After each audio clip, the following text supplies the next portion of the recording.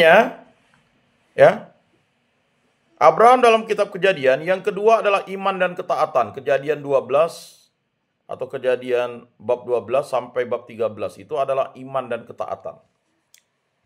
Iman dan ketaatan itu menjadi satu paket. Iman Abraham diuji ketika dia menaati perintah Tuhan untuk meninggalkan segala yang dikenal dan mengikuti Tuhan ke tempat yang belum dia ketahui. Jadi Yesus Kristus itu, ya, pada bacaan pada Injil Markus itu kan ketika meninggalkan segala sesuatu untuk mengikuti Yesus, sama seperti Abraham meninggalkan tanah kelahirannya yang, ya pastilah Abraham itu waktu di tanah kelahiran itu adalah orang kaya.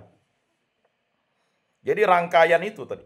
Kalau kita baca Injil Markus itu kan, ya, Yesus mengatakan ketika mau mengikuti aku, dia akan, ya, sesuai dengan apa yang kita baca tadi. Pertanyaan Petrus tadi itu, kami telah meninggalkan segala sesuatu dan mengikuti engkau. Maka Yesus menjawab, sesungguhnya aku berkata kepadamu, barang siapa meninggalkan rumah, saudara-saudari, ibu atau bapak, ya, anak-anak atau ladangnya, pada masa ini juga ia akan menerima kembali 100 kali lipat. Nah ini, janji Allah itu karena iman dan ketaatan Abraham.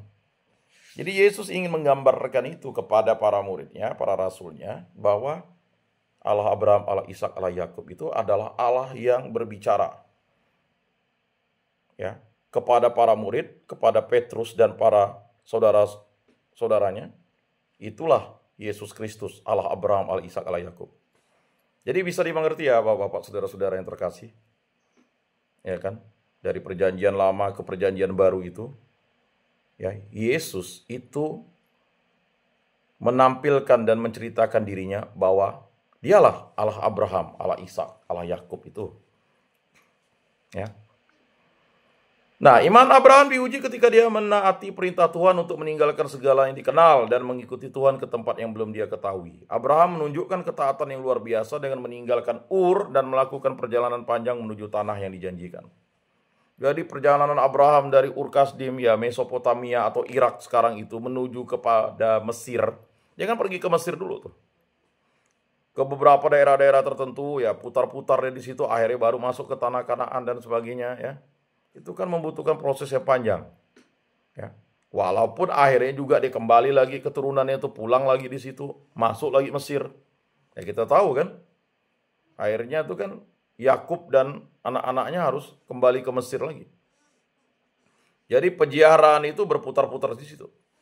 Dalam Kejadian 13, Abraham juga memisahkan diri dari keponakannya. Jadi waktu Abraham dari tanah Ur itu, ya, dia membawa keponakannya Lot demi menjaga kedamaian dan hubungan yang baik, maka dia berpisah. Lalu Lot, ya kan, Abraham tidak pernah memilih tempat, Lot lah yang memilih tempat. Karena tadi, ya kan, ketika mereka sudah sangat banyak kambing dombanya, ya, gembala-gembala Lot itu berkelahi dengan gembala-gembala Abraham. Akhirnya Abraham memanggil ponakannya Lot, kita ini saudara, ya. Hendaklah kita berdamai, hidup damai. Ya terserah kamu memilih kemana. Dia memilih ke lembah Yordan, karena dia tahu di sana pasti makmur. Tetapi apa yang terjadi dengan Lot, ya, di daerah itu, kemakmuran membuat orang lupa. Akhirnya Abraham juga yang akhirnya memohon kepada Tuhan, mengemis kepada Tuhan. Kalau ada 50 orang baik, gimana? Ya, Sodom dan Gomora enggak dihancurkan. 40 enggak, 30 enggak, 20 enggak, 10 enggak. Bayangkan. 10 enggak nyampe. 5 pun enggak nyampe, hanya 4 orang dia di situ. Lot, istrinya dan 2 anaknya. Tetapi orang baik tetap diselamatkan, ya. Lot, istrinya dan 2 anaknya, tetapi istri Lot tidak percaya akan firman dan sabda yang disampaikan malaikat Allah, menoleh ke belakang jadi tiang garam. Sama seperti kita sebagai pengikut Kristus. Tiap hari diwartakan Injil, diwartakan kitab suci, disuruh berdoa. Ini sekarang, ya, bagi liturgi Katolik besok ya, mau pantang dan puasa. Bapak-bapak, saudara-saudara, ya, khusus yang beriman Katolik itu, pantang dan puasa itu adalah wajib. Wajib itu dilaksanakan. Jadi 2 hari yang paling wajib, kalau tidak dilaksanakan kita berdosa. Ya. Itu ya, sesuai dengan 5 perintah gereja, jangan makan daging pada hari pantang dan berpuasalah pada hari puasa. Jadi pantang dan puasa wajib itu ada 2 hari. Walaupun hari yang lain, 38 hari yang lain itu kalau bagi yang ingin berpantang dan berpuasa silakan. Tetapi ada 2 hari wajib, Rabu Abu. Ya, Rabu Abu. Makan sekali kenyang. Artinya makan sekali kenyang dalam 24 jam, jam 00 nanti di hari Rabu. Nah, itu silakan kalau mau makannya jam 6 pagi atau jam 6, jam 7. Ya artinya kalau puasa itu tidak makan, tidak minum.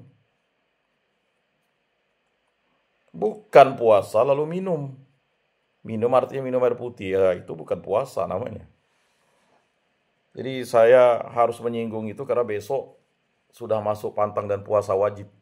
Pantang itu tidak makan daging yang berdarah atau berkaki 4 atau berkaki lah. Ya. Tujuannya ada apa? Kita mengendalikan hawa nafsu kita, berpantang dan berpuasa itu. Nah, jadi itu jelas ya Bapak-bapak, saudara-saudara. Ada 2 itu nanti, Rabu Abu dan Jumat Agung. Sedangkan ya, jadi pantang wajib itu Rabu Abu ya, bukan Rabu biasa. Kemudian nanti Jumat. Setiap hari Jumat itu berpantang. Itu wajibnya. Ya, berarti sampai Jumat Agung itu, Jumat itu ada 7 kali ya. Berarti totalnya ada, ya. Kalau yang wajib itu, ya, itu ada 8 kali berpantang. Nah, kalau 40 hari mau berpantang, silakan. Silakan. Tetapi yang wajib itu, pantang makan daging itu adalah Rabu Abu, Jumat, ya, 6 Jumat, ya, ditambah dengan Jumat Agung nanti. Nah, jadi 8 kali. Nah, itu adalah bagi yang berpantang itu yang berusia 12 tahun ke atas. Sampai ya 70 lah. Jadi udah jelas ya Bapak-bapak, saudara-saudara, kalau Bapak-bapak melanggar itu ya berdosa. Ya artinya diakui dosanya itu. Jadi jangan pura-pura tidak tahu. Pura-pura lupa. Bukan disuruh 40 hari wajib berpuasa dan berpantang, enggak. Ini banyak kita ini menyepelekan itu. Nah, ini kacau nih. Ya, Bapak-bapak, saudara-saudara, tolong dicamkan itu nanti pengurus gereja, Pak Andre dan kawan-kawan itu menyampaikan lagi lah. Ya. Ya, memang kita tidak perlu menampilkan kita berpuasa. Hal berpuasa itu ada dalam Injil tuh. Minyakilah rambutmu, ya kan, mandilah, gosok gigi dan sebagainya, ya kan. Ya, makan itu kan artinya kita mengujah dan menelan. Nah, itu makan. Kalau sekedar gosok gigi itu kan tidak mengujah dan menelan. Ya, ini mungkin mau dijelaskan secara konkret lah, ya. Karena banyak yang tidak paham. Jadi itu ya, pantang dan puasa wajib itu 40 hari itu, yang wajibnya itu 2 hari. Saya ulangi lagi, wajibnya 2 hari. Wajib 2 hari itu berarti ya 38 harinya bagaimana? Ya kalau ada yang mampu silakan, kalau tidak mampu ya jangan dipaksa. Ya. Masa 2 hari itu tidak mampu? Mengapa gereja memberikan keleluasaan bagi orang beriman untuk berpantang dan berpuasa? Tujuannya adalah berpantang dan berpuasa itu bukan ya untuk menjadi kesombongan lahiriah, tetapi dia dikhususkan untuk kerendahan hati kepada Tuhan Allah. Nah itu. Nah, hari Jumat biasanya kadang ada yang bertanya, Rabu Abu. Jadi Rabu biasa itu berpantang nggak? Ya tidak. Tapi kalau Rabu dalam masa hari-hari lain dalam masa Prapaskah ya silakan. Misalnya mau berpantang 40 hari ya silakan, tapi yang wajibnya ada 8 hari. Rabu Abu, Jumat biasa, dan Jumat Agung. Kalau berpuasanya wajibnya kapan? Rabu Abu dan Jumat Agung. Ya, berpuasa itu ya orang-orang yang sudah berada di usia yang wajib ya 18 tahun ya. Atau kalau mau mulai awal 15 tahun ya kan. Sampai berusia 60 tahun itu wajibnya 18 sampai 60. Kalau berpantang tadi ya dari usia 12 sampai 70. Tetapi kalau orang dalam keadaan hal-hal yang memang tidak bisa berpantang dan berpuasa wajib, ya misalnya hari Rabu, ya. Tetapi kan kita, Tuhan Allah tahu kalau orang minum obat. Minum obat kan apakah membatalkan puasa? Ya tidak lah, minum obat kan pasti minum pakai air kan, 3 kali. Yang membatalkan orang puasa itu adalah karena kebohongannya tadi itu. Memang ada ya makan sekali kenyang itu artinya dalam 24 jam ya sekali kenyang, sekali minum lah itu. Ya kan? Tapi boleh juga makan 2 kali setengah kenyang. Kata setengah kenyang misalnya kalau kenyang tuh 2 piring. Misalnya jam 6 dia mau makan ya dan minum. Ya silakan setengahnya. Ya bukan tergantung dengan jumlah. Nah, misalnya orang itu baru kenyang 2 piring, ya 1 piring itulah dia makan jam 6 itu. Misalnya dia mulai ya kan dengan minum itu. Lalu nanti ya jam 6 sorenya mau makan mau minum lagi ya silakan. Tapi kalau hanya mau makan sekali kenyang ya silakan pilih. Misalnya jam 12 siang ya makan dan minum sampai kenyang. Setelah itu tidak lagi makan dan minum. Nah, kalau ingin melanjutkan puasanya pada hari Kamis, ya silakan. Ya. Mau puasa saja tidak berpantang, ya tidak masalah. Tetapi tetap hari Jumat wajib berpantang. Gitu dia. Lalu Sabtunya dia mau berpuasa lagi, lalu tidak berpantang, iya silakan saja. Ya, tetapi lebih bagus kita satu rangkaian saja. 40 hari, 40 malam itu. Bagi yang mampu. Kata mampu itu tidak memaksakan diri. Yaitu perlu dipahami karena banyak di antara kita itu bertanya-tanya terus padahal udah dijelaskan gereja ya bahwa sama seperti orang nih. Apakah orang tidak ke gereja pada hari Minggu itu berdosa? Ya berdosa. Tapi apakah orang karena dia sakit tidak ke gereja lalu dia berdosa? Ya tidak berdosa. Karena dia sakit. Dia tidak mampu datang ke gereja. Dia tidak mampu misa atau ibadat. Kan gitu. Tetapi kalau dengan sengaja itu dia berdosa. Ini persoalan-persoalan itu kita harus pahami ya. Nah itu. Nah, tetapi biasanya di biara-biara ya, di tempat di mana ini biasanya ya pantang dan puasa itu mereka 40 hari 40 malam para biarawan-biarawati itu. Jadi itu ya penting untuk kita sadari. Mengapa? Itu untuk iman dan ketaatan. Bapak-bapak, saudara-saudara yang terkasih, sama seperti Kejadian 2 bab 12 ayat 13. Bab 12 sampai bab 13 itu. Nah itu, iman dan ketaatan. Jadi siapa yang memiliki iman, siapa yang memiliki ketaatan, dia akan dimenangkan oleh Allah. Tetapi siapa yang tidak memiliki, siapa yang sesat, siapa yang jahat, siapa yang berdosa, siapa yang merasa tidak berdosa, ya, dan dia malah imannya itu, ya, justru menyesatkan dia dan dia tidak taat karena iman itu juga, ya, kalau tidak dipelihara dalam Kristus Yesus bisa sesat. Dan akibatnya dia bisa menghujat menjadi antikristus. Nah, jadi jelas di situ. Iman dan ketaatan. Berikutnya yang ketiga, perjanjian dengan Tuhan. Jadi Kejadian 15. Jadi kalau kita lihat dalam kitab Kejadian, ya, Abraham ini memiliki panggilan dan janji Tuhan. Yang kedua, iman dan ketaatan. Yang ketiga, perjanjian dengan Tuhan. Nah, perjanjian dengan Tuhan, Kejadian 15. Di Kejadian 15, Tuhan membaharui perjanjiannya dengan Abraham, memberi kepastian lebih lanjut mengenai janjinya akan keturunan yang banyak dan tanah yang dijanjikan. Abraham merasa cemas karena belum memiliki anak, dan Tuhan berjanji bahwa keturunan Abraham akan datang dari tubuhnya sendiri, meskipun usia Abraham sudah sangat lanjut. Ya. Jadi cemas memang sering terjadi, tetapi jangan pernah ya melupakan perjanjian dengan Tuhan, atau malah ingin membatalkan perjanjian dengan Tuhan.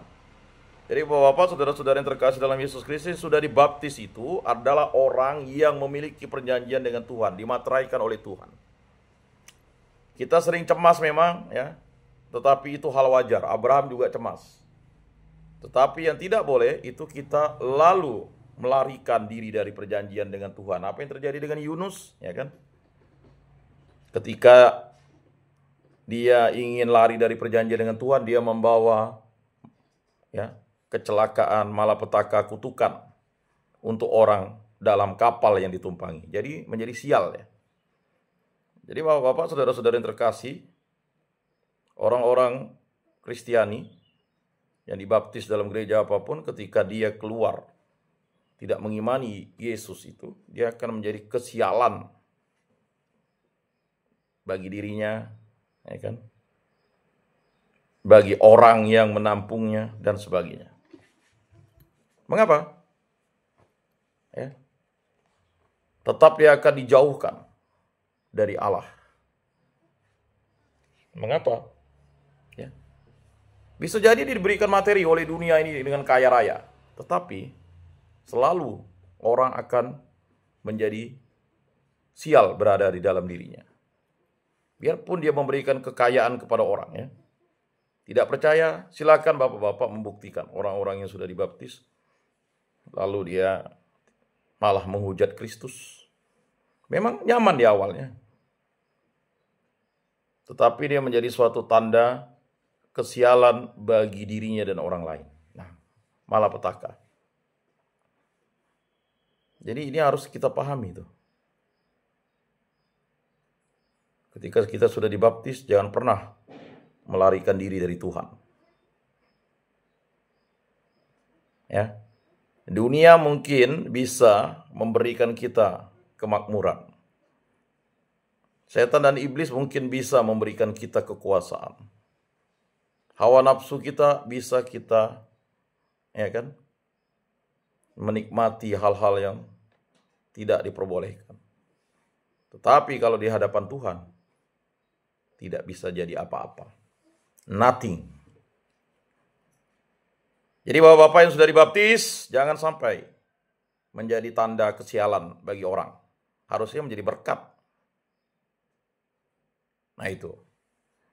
Ini jumlahkan 93 orang nih. 93 orang, ada aja alasan tidak ke gereja. Sakit lah. Ya kan, kurang enak badan lah. Kurang tidur lah. Ya kan. Tidak enak perasaan lah. Banyak kerja lah. Nyuci baju lah. Ya tak apalah. Pokoknya melihat rumah Tuhan tuh susah datangnya. Saya dulu punya tetangga. Rumah Tuhan tuh di depan rumahnya. Di depan rumahnya rumah Tuhan. Jadi hanya gitu-gitu aja. Dia tidak bisa masuk ke gereja tuh. Karena dia merasa, ya kan, apalah khotbah hamba Tuhan tuh katanya. Habis khotbah nangis katanya. Dia cerita begitu. Wah, ini bahaya orang ini. Ya memang betul. Sampai meninggal dunia pun dia tidak akan kenal Kristus. Ya tidak kenal Kristus. Padahal rumahnya tinggal jalan kaki 5 langkah udah masuk gereja. Ya sama kita di tempat ini. Tidak percaya, silakan. Ada 93 orang-orang yang udah dibaptis mungkin ya. Hitungannya lah. Atau 90 atau berapa. Saya kurang tahu lah data terbaru. Mau datang ke gereja ini pasti sulit. Banyaklah alasannya. Karena dia akan dibiarkan. Kalau dia tidak ada mukjizat dari Tuhan, pertolongan Tuhan, dia tidak akan bisa masuk-masuk. Makanya kata Yesus adalah sukar orang kaya masuk dalam kerajaan surga, bacaan kemarin. Makanya dilanjutkan. Ya kan? Waduh, kata Petrus, aku udah ngikut Yesus nih, apa nah nanti janjinya tuh. Sama seperti. Nah, kalau Abraham tidak pernah menanyakan perjanjian dengan Tuhan, justru Sarah, istrinya yang ketawa. Masa aku udah tua kayak gini bisa punya anak? Kamu yang di balik pintu, ngapa kamu ketawa? Katanya. Nah itu. Bapak-bapak, saudara-saudara yang terkasih, itu adalah iman yang diberikan oleh Tuhan kepada kita. Bukan kamu yang memilih aku yang memilih kamu. Aku adalah jalan kebenaran dan hidup. Ya. Jadi bapak-bapak, saudara-saudara, bagi yang sudah dibaptis itu hati-hati. Sama seperti Yudas dipilih oleh Yesus, tetapi dia menjadi, ya kan, bencana dan kesialan bagi banyak orang.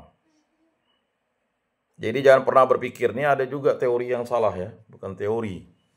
Kalau tidak ada Yudas, Yesus tidak disalib. Makanya kata Yesus tuh, dia tidak pernah dipilih waktu dalam perut orang yang menjadi kesialan bagi orang. Tetapi karena proses dia itu. Ingat, di dalam perut kita tidak pernah menjadi kesialan bagi orang lain. Tetapi ketika dia keluar, lalu dia bertumbuh, berproses, dia salah, dia sesat, dia jahat, dia berdosa, lalu dia, ini yang level yang paling berat ini kan, dalam masa prapaskah nanti itu adalah orang-orang yang merasa tak berdosa. Jadi begini ya, itu udah bahaya itu. Kalau orang sesat didoakan, dia bisa kembali. Kalau orang jahat, dia bertobat, ya, dia bisa menjadi baik.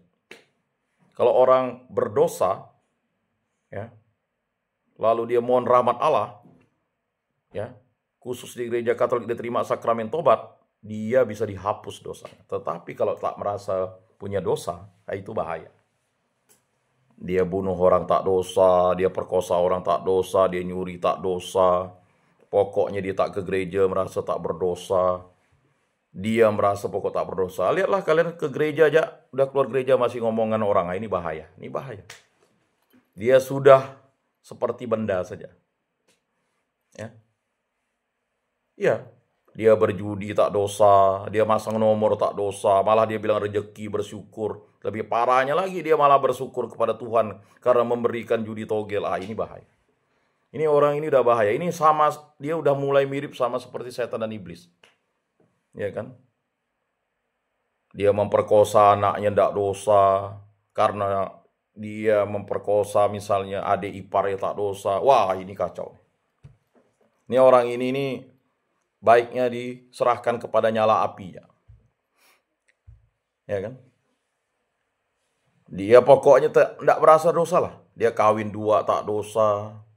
Dia misalnya selingkuh tak dosa. Pergi ke pelacuran tak dosa.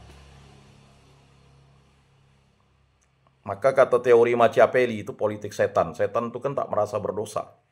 Jadi gunakan segala cara untuk misalnya jadi apapun. Pokok dia santai ya. Ini bahaya. Dia tuh bisa menyelinap. Pokok dia itu. Kalau dia tak datang ke gereja masih kita tahu dia. Tapi yang bahaya tuh yang tak merasa berdosa tuh. Dia rajin ke gereja. Dia menyelinap. Sama seperti Yudas Iskariot.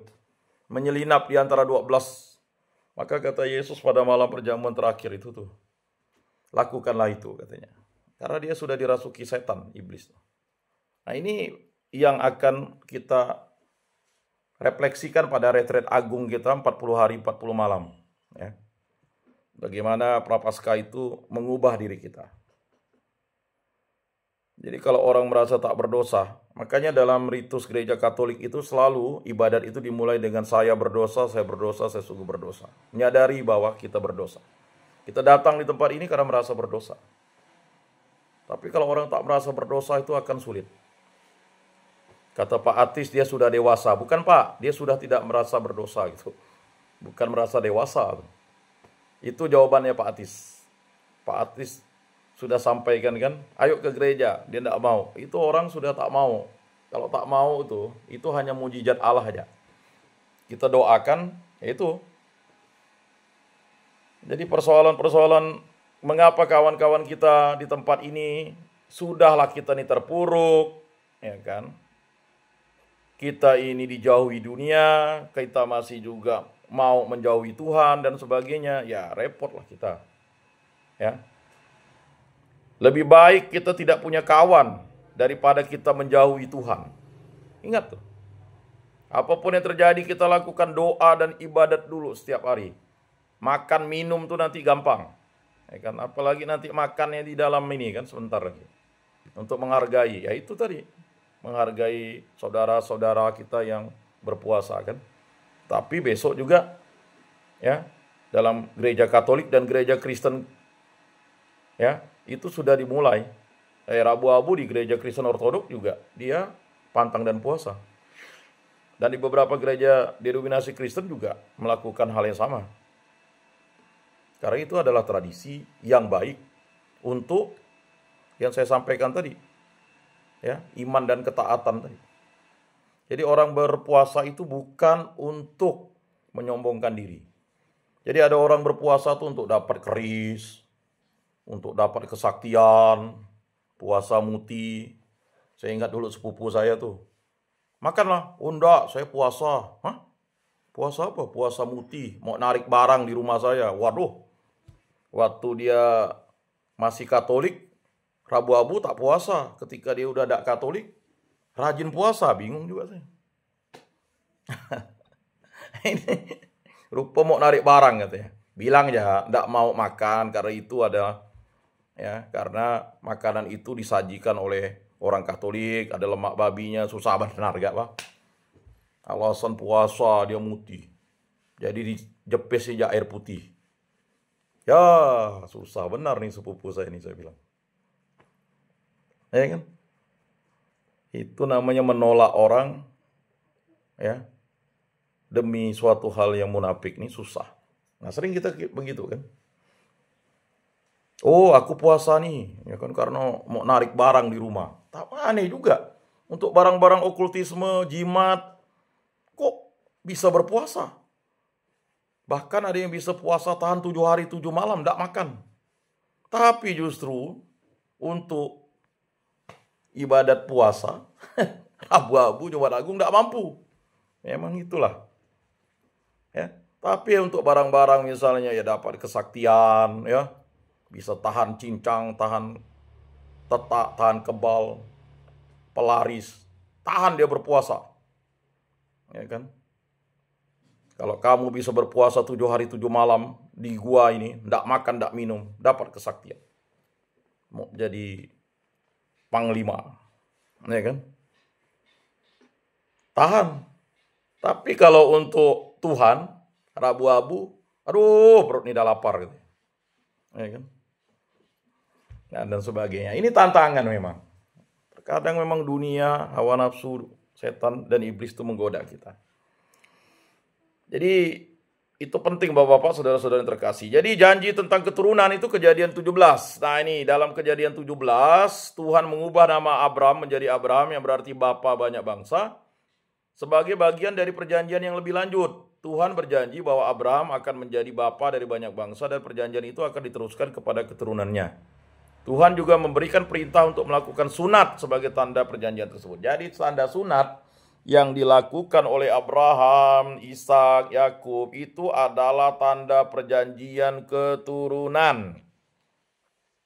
Nah, sehingga sunat itu tidak lagi berlaku rohani ketika ya kan Yesus Kristus itu hadir di dunia ini, karena sunat yang sesungguhnya itu adalah ya suatu perjanjian yang sudah digenapi. Maka sunat sekarang itu hanya untuk kesehatan, bukan sunat seperti orang Yahudi itu. Gara-gara itulah Simeon dan Lewi itu nipu. Kau kalau mau jadi kami harus sunat dulu. Ikutlah sekampung. Habis itu dibabat, dibunuh Simeon dan Lewi. Ini kata Yakub, kau ini memang terlalu lah. Orang udah bersunat bah kau bantai. Kan dia udah minta maaf, minta ampun. Nah ini. Jadi masalah sunat tak sunat itu udah selesai. Ya kan? Jadi bukan masalah orang bersunat atau tidak bersunat, ya kan? Ketika Yesus Kristus hadir, ya bersunat dan tidak bersunat itu ya hanyalah tanda lahiriah untuk kesehatan. Bukan tanda keturunan, ya. Artinya ya, perjanjian memberikan perintah untuk melakukan sunat itu tadi. Jadi perjanjian tentang keturunan. Tuhan berjanji bahwa Sarah, istri Abraham, yang pada waktu itu sudah lanjut usia akan melahirkan seorang anak laki-laki yang diberi nama Ishak. Ini adalah janji yang tampaknya mustahil, tapi Tuhan menegaskan bahwa janjinya akan digenapi. Nah, ini dia. Ya. Kemudian yang kelima, pengujian iman melalui pengorbanan Ishak. Nah, ini Kejadian 22. Kita cerita tentang seorang anak yang luar biasa. Jadi Allah Abraham, Allah Ishak, Allah Yakub, walaupun dia ditipu Yakub, ya. Bahkan mau dikorbankan Abraham, Ishak ini menjadi suatu tanda. Dia tidak diceritakan banyak, tetapi Ishak ini menjadi suatu tokoh utama yang luar biasa. Ketaatan kepada Tuhan, ketaatan kepada orang tua. Bahkan belas kasihnya kepada Yakub yang sudah menipu dia, dan belas kasihnya kepada Esau yang sudah mengucapkan sesuatu yang fatal. Jadi Ishak ini walaupun dia ditipu, dia tetap berbelas kasih kepada suara-suara Yakub, bulu-bulu ya, bulu Esau. Ya udahlah katanya. Ya, dengan segala kelemahan waktu itu pas dia lagi sakit mata ya. Nah gitu. Nah, jadi salah satu peristiwa paling dramatis dan penting dalam hidup Abraham terjadi dalam Kejadian 22 itu ya. Jadi pengujian iman melalui pengorbanan Ishak. Di mana Tuhan menguji iman Abraham dengan meminta dia untuk mengorbankan anaknya Ishak sebagai korban bakaran Abraham. Jadi korban bakaran. Tadi ya diceritakan dalam Putra Sirak itu ya. Korban-korban itu ya. Membalas kebaikan hati orang sama dengan mempersembahkan kurban sajian. Nah itu, membalas kebaikan hati orang sama dengan mempersembahkan kurban sajian. Jadi sekarang, kalau kita membalas kebaikan itu dengan kebaikan itu sama dengan kurban sajian itu. Jadi jangan membalas kebaikan dengan kejahatan, tetapi balaslah kejahatan itu dengan kebaikan. Kita balik, senang melihat orang susah, kita balik dengan senang melihat orang bersuka cita. Dan susah melihat orang senang. Itu kan dulu. Tapi sekarang adalah susah melihat orang susah. Itu Bapak-bapak, saudara-saudara yang terkasih dalam Yesus Kristus. Ya. Jadi Abraham meskipun penuh kasih kepada anaknya mematuhi perintah Tuhan dengan bersedia mengorbankan Ishak. Jadi Abraham itu tidak pernah tidak loyal dan taat. Abraham itu loyal kepada Tuhan dan loyal kepada istrinya. Nah ini luar biasa ya. Namun pada saat terakhir Tuhan menghentikan Abraham dan memberikan domba sebagai pengganti korban. Peristiwa ini bukan hanya menunjukkan ketaatan Abraham yang luar biasa, tetapi juga menjadi simbol dari pengorbanan yang lebih besar di kemudian hari dalam tradisi Kristen, yaitu pengorbanan Yesus Kristus sebagai anak Allah. Itulah dia. Jadi simbol ketaatan Abraham ya, itu menjadi rahmat bagi semua orang. Oh Bapak, saudara-saudara terkasih. Tanpa iman Abraham itu, ya, yang diwariskan ke Ishak dan Yakub dan diteruskan sampai ke kita, sia-sialah iman kita. Maka kata Rasul Paulus, kalau Yesus tidak wafat di kayu salib, ya kan, bangkit pada hari 3, ya, dia menderita sengsara, wafat di kayu salib, ya kan, kemudian dia dimakamkan dan bangkit pada hari ketiga, sia-sialah iman kita. Nah ini yang menjadi suatu tanda rahmat. Maka Prapaskah itu adalah masa retret agung 40 hari, 40 malam.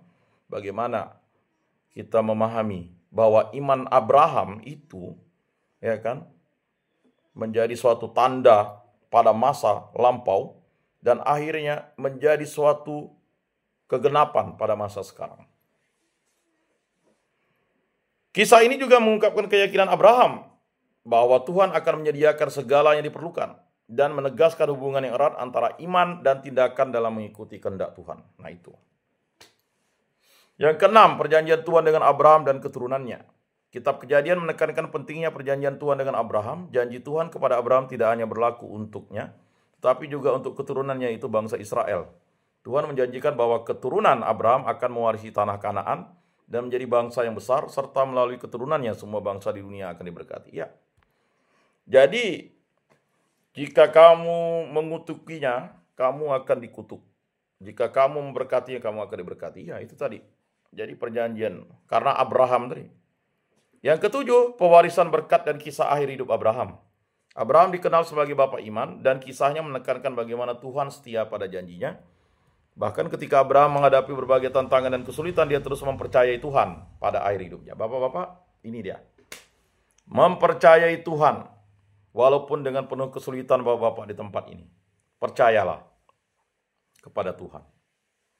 Dan pada akhir hidupnya Abraham meninggal dengan usia yang sangat lanjut dan dia dimakamkan di gua Makpela bersama istrinya Sarah. Nah, kembali lagi. Dia dimakamkan dengan istri yang utama, yaitu Sarah. Kejadian 25 ayat 7 sampai 10. Nah, kesimpulan kita, pertemuan kita pada kali ini ya. Kita akan lanjut pada 2 minggu ke depan mengenai tokoh Abraham ini. Abraham adalah tokoh yang sangat penting dalam kitab Kejadian karena kisah hidupnya mencerminkan tema utama dalam iman. Jadi, ketaatan dan perjanjian dengan Tuhan. Iman, ketaatan, dan perjanjian dengan Tuhan. Sebagai bapa bangsa Israel, Abraham juga menjadi contoh bagi umat beriman dalam kedua tradisi, Yahudi dan Kristen. Ya. Dalam tradisi Kristen, Abraham dianggap sebagai teladan iman yang setia ini. Dan kisah hidupnya sering dikutip dalam Alkitab untuk menggambarkan pentingnya percaya dan taat kepada Tuhan meskipun tidak selalu melihat jalan yang jelas di depan. Demikianlah bimbingan penyuluhan dan katekese pada hari ini sesuai waktunya jam 11 tepat. Ya. Nah, mudah-mudahan pada edisi berikutnya saya bisa hadir ya langsung. Tetapi kalau tidak, karena mungkin ada beberapa hal ya, bisa menggunakan Zoom. Karena memang kesempatan kita sekarang sudah berkurang. Dulu katekesenya 4 kali, sekarang hanya 2 kali ya. Kita memberikan kesempatan kepada saudara-saudara kita untuk melayani bapak-bapak sekalian. Yang jelas kesempatan kita untuk berjumpa ya dari 5 kali tinggal hanya 3 kali ya. Manfaatkan dengan baik. Dan saya memang pada tahun ini akan lebih ya menekankan katekese untuk mengenal tokoh-tokoh dalam kitab suci supaya bapak-bapak paham bahwa inspirasi iman itu ya harus dihadirkan dalam diri kita. Semoga bermakna dan bermanfaat dalam hidup kita. Kita tutup dalam doa, dalam nama Bapa dan Putra dan Roh Kudus. Amin. Allah Tritunggal yang Maha Kudus, kami bersyukur di hadirat-Mu, karya agung-Mu lah yang menyampaikan diri kami untuk dapat mendengarkan firman dan sabda-Mu. Kami esok hari akan memasuki masa pantang dan puasa, memasuki masa prapaskah. Berkatilah kami agar kami menjadi pribadi yang terus bertobat dan terus membenahi diri agar kami tetap setia kepadamu. Melalui iman Abraham, kami menjadi pribadi yang selalu meneladani Abraham untuk setia kepada Allah Tritunggal yang Maha Kudus. Berkatilah kami, saudara-saudari kami, orang tua kami, para menantu, para cucu, dan juga orang-orang yang kami kenal dan kasih, agar mereka tetap setia kepada Allah Tritunggal yang Maha Kudus. Dan bagi saudara-saudara kami yang berada di tempat ini, semoga Engkau memberikan mujizat kepada mereka, karena mereka adalah putra-putrimu, dan mereka kembali kepadamu, dan juga dalam masa prapaskah mereka dapat kembali setia kepada Kristus. Dan bagi yang mengalami masalah, sakit penyakit, angkatlah ya Tuhan, dan pertolongan-Mu lah yang selalu terjadi atas mereka dan diri kami. Semua doa kami serahkan dengan peraturan Tuhan kami Yesus Kristus yang hidup dan meraja, kini dan sepanjang segala masa. Amin. Dalam nama Bapa dan Putra dan Roh Kudus. Amin. Salam, salam kasih, damai dan sejahtera. Tuhan memberkati, menyertai dan melindungi. Salve.